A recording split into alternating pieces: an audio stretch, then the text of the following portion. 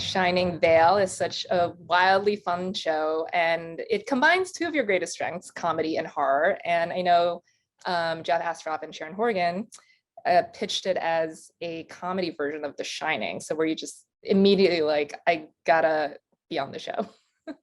Yeah, I read the script and I am a huge fan of Sharon Horgan. I mean, her writing, her talent as an actor, all of it. And then, of course, I know Jeff Astroff from Friends, and I've always loved him. So I thought this is perfect. Two people to put together to make a comedy that is also a suspense horror film. I mean, a TV show. So I read it. And then on top of it being, it's not horror like Scream at all, but it's more psychological, and it gets really dark as the series goes on. But I'd never seen a character, or at least I've never played a character that was so multifaceted, and it's, just so rich and very dry sense of humor, but also gets to be, frightened a lot. She is very sarcastic, and I don't know if you get to play that a lot, but that, like you said, there's like so many layers to her, because I think at first you're just like, oh, she cheated on her husband and she has like writer's block. But then the show, it unveils itself as this like metaphor for mental illness as well. So you guys have like a lot to carry and juggle there, and like you're a producer on the show too. So I guess like, where do you begin with all that? And also making sure, is it like the character work, but also making sure like you're not dealing with these issues like so flippantly and like insensitively? Sorry if you can hear some drilling in my house. There's, anyway, that's what I do love about this character. There's, she does deal with mental health, addiction, she's got two teenage kids, which I can relate to, especially having one that is just about to turn 18. And just like everything that's going on with her is involving change. So her kids are kind of pushing away from her, having to start her life all over and having writer's block. But I forgot exactly what you just asked me for me to go into that. Oh no, I just love like that it deals with mental illness and just really kind of like hysteria of women, especially women of a certain age, and how do you kind of like find the right tone, and like you especially playing Pat. Yeah, it is hard to find a tone where you're walking such a fine line of something that's really serious and it's also funny.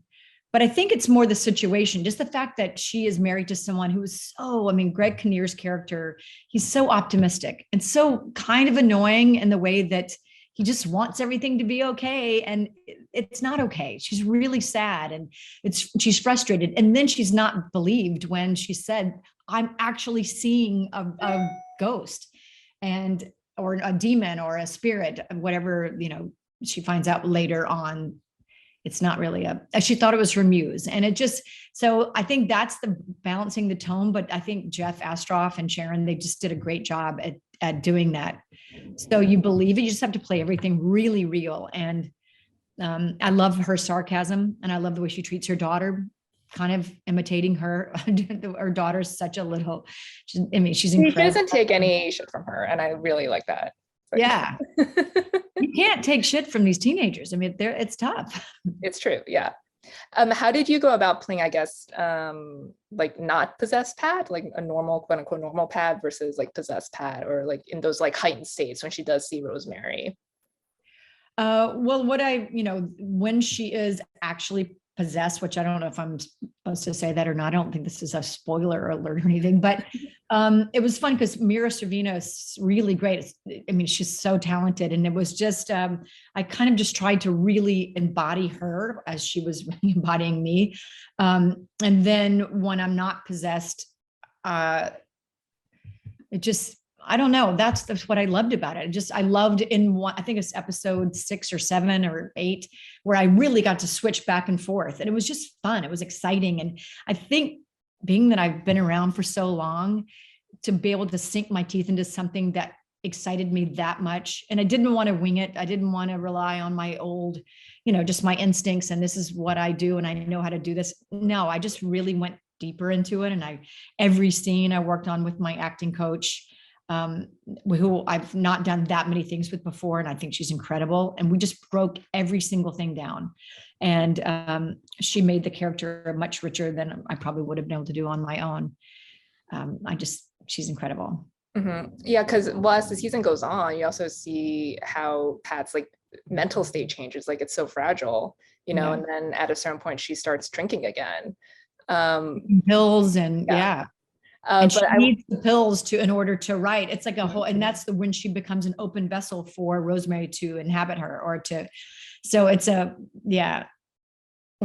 Yeah, but I love, I guess, I don't know if you could say like maybe her and Terry's relationship is codependent, because I thought it was so interesting when he sees that she's resumed drinking and he doesn't try to stop her. And then it just escalates to the finale, the scene on the stairs and this, I guess, the sword fight.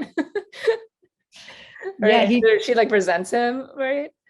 Is that how you guys like wanted to play it? I guess like what did you and Greg like discuss about like their relationship, and like how like he, like you said, like he is very like happy and like he wants things to work and he seemingly forgave her, but he's also letting her drink again.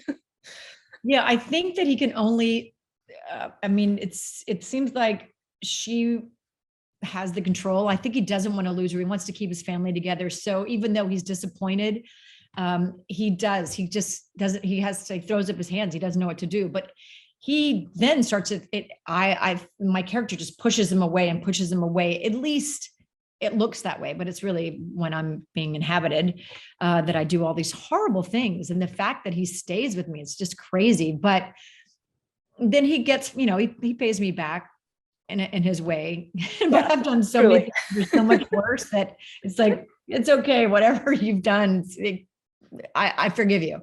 So yeah, I love that. I think that's where the comedy comes in, where he doesn't want to let go of his enthusiasm, and it just drives, I think, Pat just to the point of I love their relationship. It's really, I think we have really good chemistry together. It's fun. For sure. Well, he was also on Friends, but you guys had no scenes together. No, I didn't. He also, something was happening. I don't know if his wife was giving birth or something was happening where he wasn't there for the live taping, and he was only there on the camera blocking day, and they shot his scenes out. So he didn't really have the experience of what it was like to be on Friends, is what I think. He says, yeah, he says he did. Like 17 years later, you can finally working together. Yeah.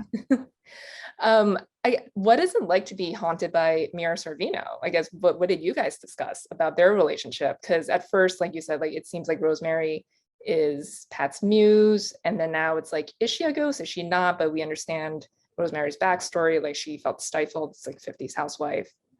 And she vicariously lives through me, through Pat. And I mean, she's really incredible. She brought a whole world and life to Rosemary that it just really felt for her. And then when you find out what her story is, she becomes the demon. I mean, a demon essentially. Then, I mean, she's not the ghost or the muse that we thought she was, but or that I thought she was.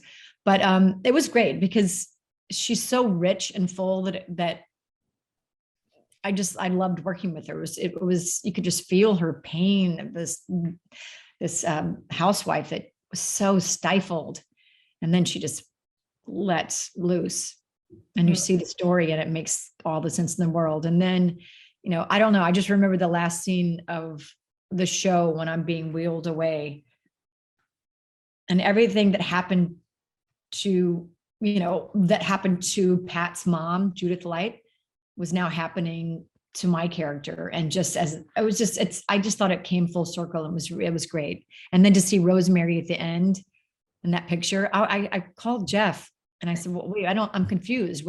I don't understand if she wasn't a housewife, and she was, but he said all the answers will come next season. So he likes to keep us guessing. Amazing. I love the ending. Yeah. Cause it's, it was like generational cyclical, like what you did to Judith Light, and now Gus, your daughter, institutionalizing her own mom. Yeah. Like, I just think so many layers and themes there. And I guess, like, do you think any members of Pat's family, or like how differently do you think they would treat her if they themselves could also see Rosemary? That's a great question. Oh, there'd be a lot more compassion, I think. I mean, She's telling the truth. yeah, if you saw me in the back of, I mean, the front of a car with cocaine and condoms, and maybe you would go, okay, it wasn't her. Um, yeah, that was, I think they would definitely, we'd all be trying to get out of the house, not just me. I love that cliffhanger that you just mentioned, because yeah, like the zoom in on the, I guess, photo, and it's from like the 1800s, and your house used to be an asylum, I guess. So Jeff has told you nothing about season 2. Well, I mean, I know that the house, it was a home, I guess hysterectomies and hysteria, that was a whole, I didn't know that's where the word came from. But I know that next season will be a little bit more like, this was very reminiscent of The Shining. I mean, not very, but you could see little themes that were brought in. But next time it will be more like Rosemary's Baby, which is one of my favorite films ever. So that would be great. What other horror or like thrillers do you like, or would like to reference in the show too? Well, I think that we did a few. I can't remember the name of the show, when the ball bounces down the stairs. And then we did that kind of stop motion fast forward. That was another horror film. And now, of course, I won't be able to remember any of them because that happened to my brain at some point where I can't remember. But it's on the tip of my tongue. But I'll tell you the ones I love. I love those movies like Dressed to Kill. I love Rosemary's Baby, of course, was one of my favorites. I love The Shining. I love The Omen. I love, those are my favorite, those older ones. Although I mean, there are ones that come out now that are out now that I love, like Hereditary, and I love horror. I love to be scared, which I was scared a lot on this, because even when we weren't doing things that were written to be scary, I mean, they could be eerie, but all of a sudden Greg would jump out and make me scared. And he would add these extra scares that were not necessary. Is it hard to act scared? You do a very good job at it. You've had a lot of practice doing it, but just a lot of practicing the jump scares. The first time it's not, when it's caught off guard, and then you just have to keep, not really. I think because I have done it so much, and I was, trained by Wes Craven, so you can't learn anymore. But he taught me how to scream, even like just how to bring that emotion out in a way so it's not caught up here in your throat, but actually he just taught me a lot from back in the day. Yeah. We're about to do another one, which I know, number 6. I can't believe it. I was just talking to my friend last week about how we saw like Scream 3 in the theaters like in 2000. Right. Yeah. Well, I think a huge part that goes into like the horror element and like just the mood of the show is the house, which is so amazing, so scary. I don't want to live in it, but I do want to like walk around maybe.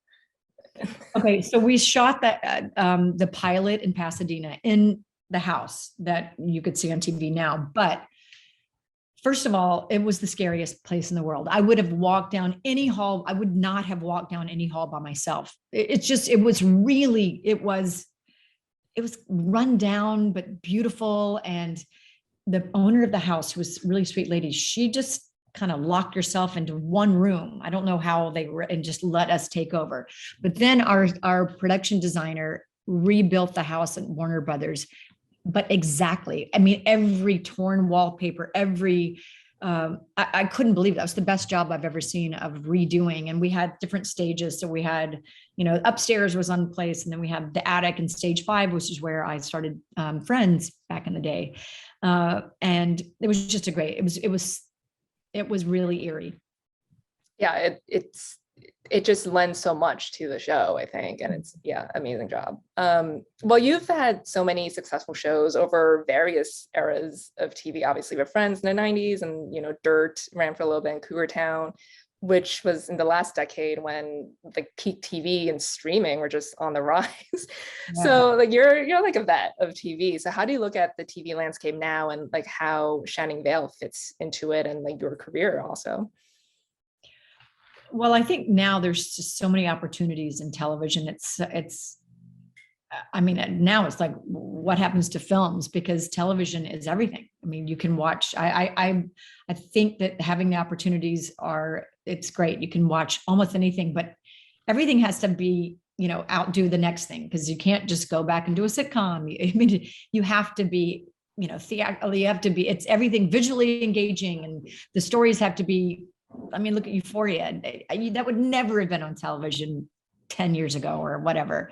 So, I mean, White Lotus, or, I mean, all of it. I just think it's great that we have all of this available to us to see. And Shining Vale fits in because it's, I'm not saying it's genre breaking, because people say that all the time. And I don't know if that exists. It's genre bending. Bending. They see, I don't even know what I'm saying. Genre bending. Maybe, is it? I mean, I've seen other comedies that are horror films. Mm-hmm.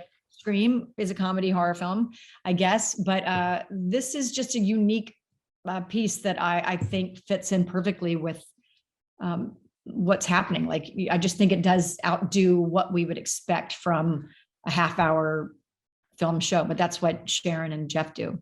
Mm-hmm. I do love that it's a half hour, because I think you're constantly wanting more, and it goes so fast too, because it's. I agree. A half hour is perfect for me. It's perfect for me. I don't need like 90-minute episodes. Like, don't stretch it out. Let's don't do that. I don't even need an hour. I good 40 minutes. Yeah, exactly. That's perfect. Yeah. No, like when Friends used to do like supersized episodes, I was like, no, just give me the 22. I'm okay.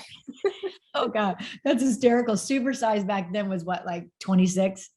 Yeah, because they also did it because they were trying to like compete with Survivor, because that's when Survivor was huge, and why? Because I thought it was because they wanted to sell more commercials. I think that too, but it was because CBS moved it against Friends on Thursdays, or just against like must-see TV in general. So. I didn't know that. Wow, that makes sense. Well, finally, season 2, are you going to direct any episodes? I actually am going to direct just an episode in season 2. We only have 8. So yes, I will. Yeah, I love directing. I like it when I'm in the show too. I directed a bunch of cougar towns, and just, I don't know, this one will be really interesting because it is so, the cameras are turning and visual, and they've set a real style. Dervla Walsh set a very strong template. It's almost like another character, and doing something that makes you feel there's always someone watching, or it's not your typical, it'll be fun. I'm excited about it.